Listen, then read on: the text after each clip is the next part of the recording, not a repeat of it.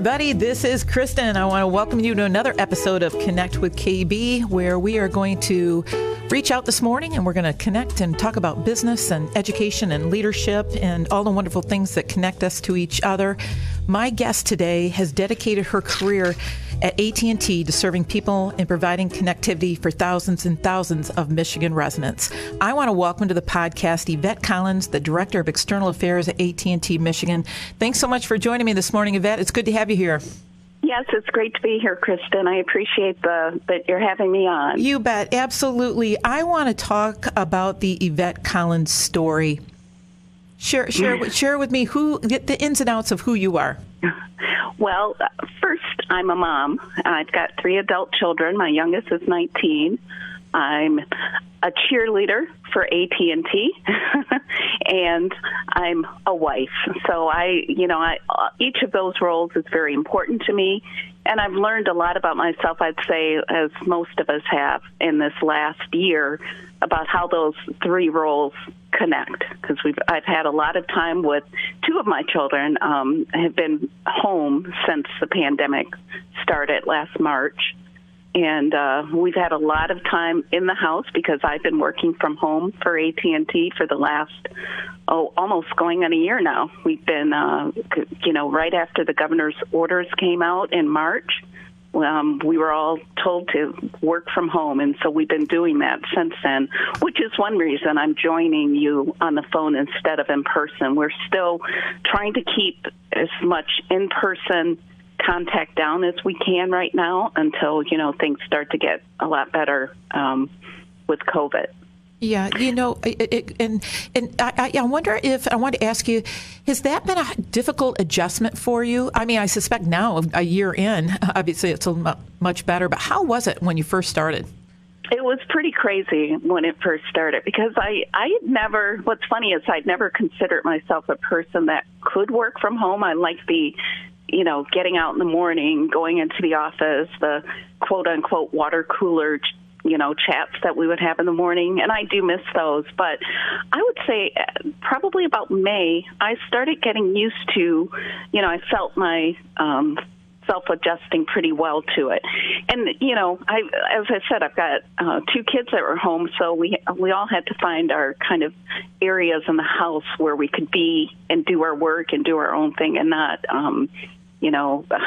conflict with each other. So that was a challenge, but I think by May we sort of got that sorted out and figured out. And my husband, he's always worked from home. He's self-employed, so he does instrument repair. And so that was another adjustment, too, because it's like, wow, we've got everybody in this house, from morning until evening. And figuring that out took some time, but I would say we became pretty adjusted by May.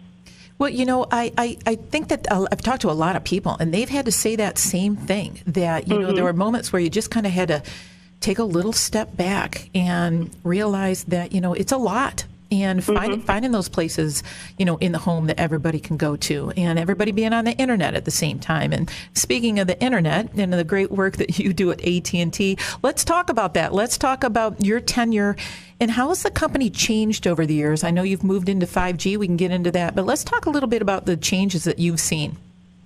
Yeah, well, that's interesting because I've been with the company. April will be 33 years, so I've had a long tenure. And I started, and a lot of folks won't even recognize what this is, but I was a directory assistance operator when I started in 1988. And that was a place you'd call, and maybe people still do that to a certain degree today, but you'd call to get a phone number. You didn't know the phone number for Meyer, or the phone number for, a boutique you were going to. You would call and get that phone number. And it's sort of to see us transition from just having that be one of the early focuses. And then I also I had spent some time in Yellow Pages, another big industry for us at the time. We're selling Yellow Page ads and having these directories.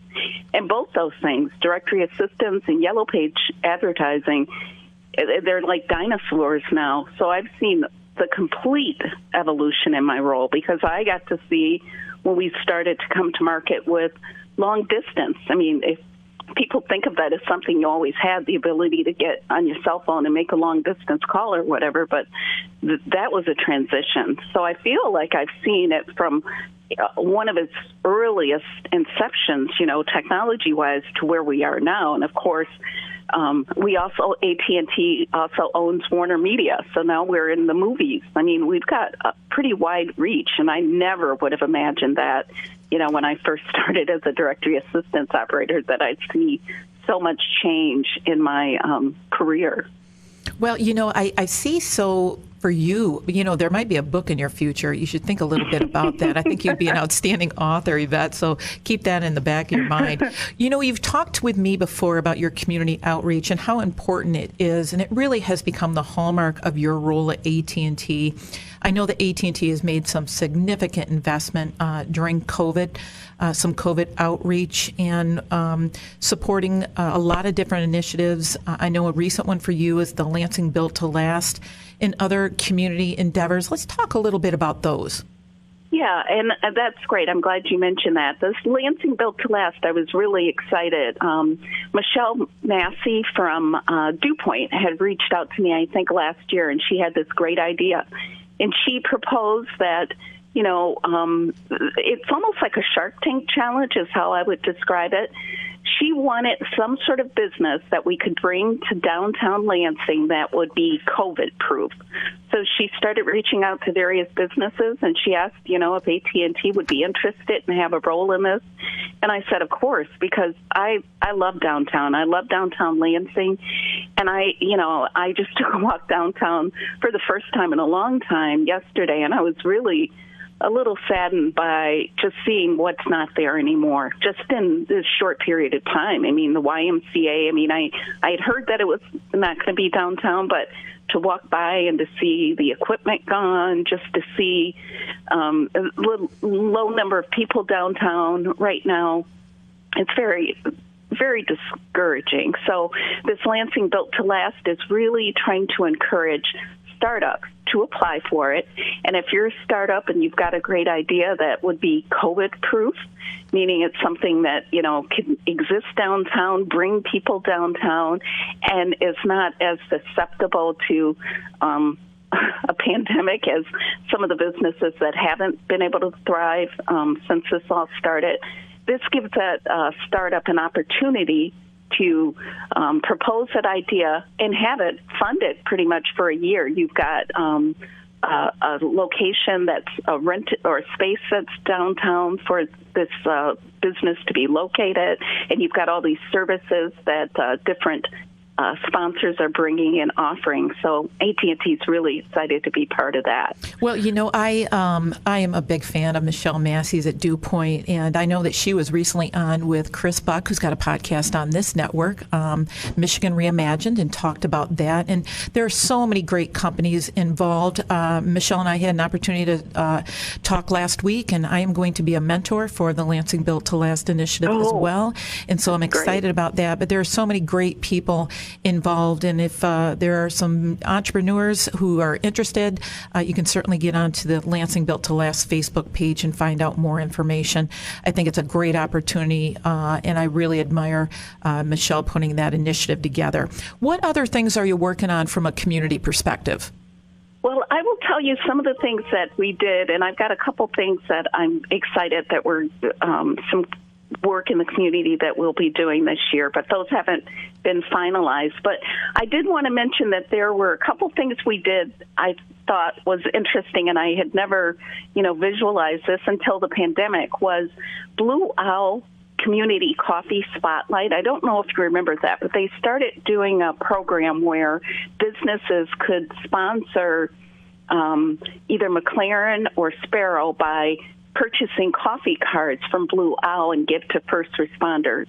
So we participated in that last year, and that was really cool because it was a small way, but it was a great way to kind of be engaged, with the community and say, look, we're supporting Blue Owl because they need the support because people aren't going in coffee shops when everything was shut down. And I thought that was a great pivot for them, that they were able to figure out a way to still, be in it, get people coming in to get coffee, and also support first responders at the hospitals or frontline employees at the hospital. And we participated in that program last year.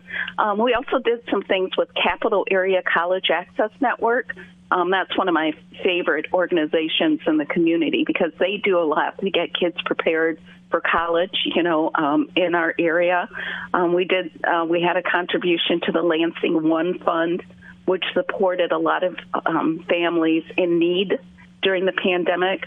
I'm a big believer in communities and schools in Michigan. I serve on the board there. And so I can see firsthand all the good work that they do.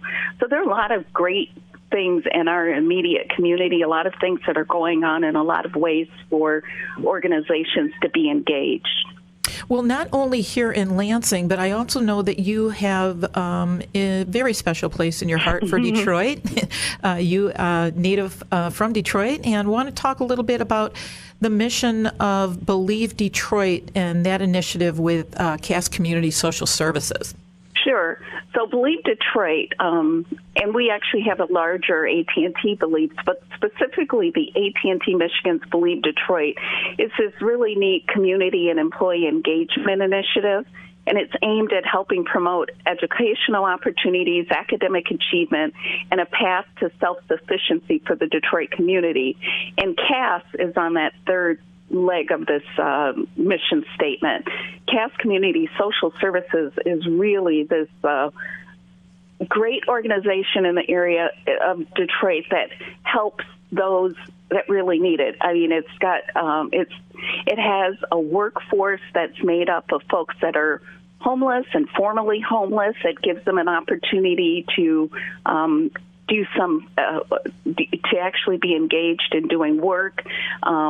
They have this community of tiny homes that Reverend Faith Fowler has created, and what it is, it allows low-income folks to have their own home in this neat little community in an area of Detroit that was for years very neglected. And Cass has built up this great area and this network of housing for folks that need it the most. And so AT&T's been engaged with Cass on a number of projects. Before the pandemic, the last thing that we did is we did this neat tire project where we got a bunch of our AT&T volunteers to come out, and we all got dirty, and we cleaned up a lot that had a lot of abandoned tires, and we took it back to Cass. And what they do with those is they make mud mats, and they so these homeless folks or formerly homeless folks, and we work with them that day too, work on creating these mud mats that can be sold at a Cass store. And all the money that is made goes back into supporting the Cass community. And it's just great. I love Detroit. I grew up and was raised in Detroit, so it's a significant part of my life, and it's great that I was able to, find this great community partner, and Cass is excellent for what they do in the community. Yvette, you have just such a big heart, and this comes so naturally to you. And I know that recently you were recognized by the Michigan Chamber of Commerce in their Michigan Athena Lead Like a Woman Spotlight series. I think that was so appropriate. Your leadership, to me, at AT&T has really been something that I admire. Let's talk about your leadership style. Sure.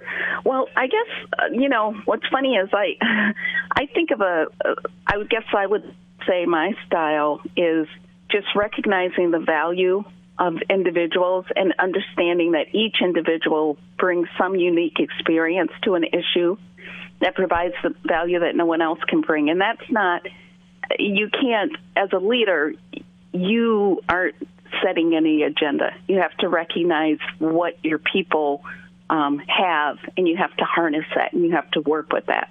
To me, that's true leadership.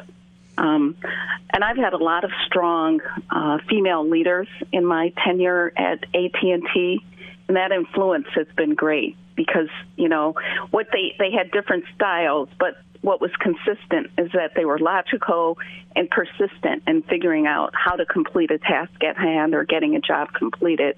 those are things that I try to use myself when I'm, when I have an opportunity or when I find myself trying to influence others.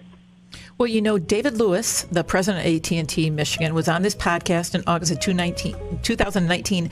He said his greatest leadership lesson was to lead from behind, that making sure Yvette Collins is doing her job and that she's being supported and making sure you have all the resources you need was important to him, that your success is his success. What does that mean to you? I think, and I'm glad you mentioned that. That's very accurate and it's very true, and that is definitely how David Lewis leads. He's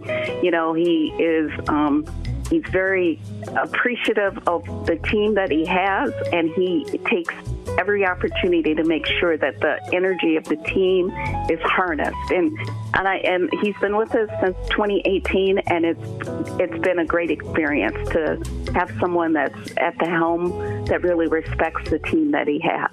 Well, I tell you what, Yvette, you guys have just such an outstanding team at AT&T. I want to thank you for coming on with me this morning.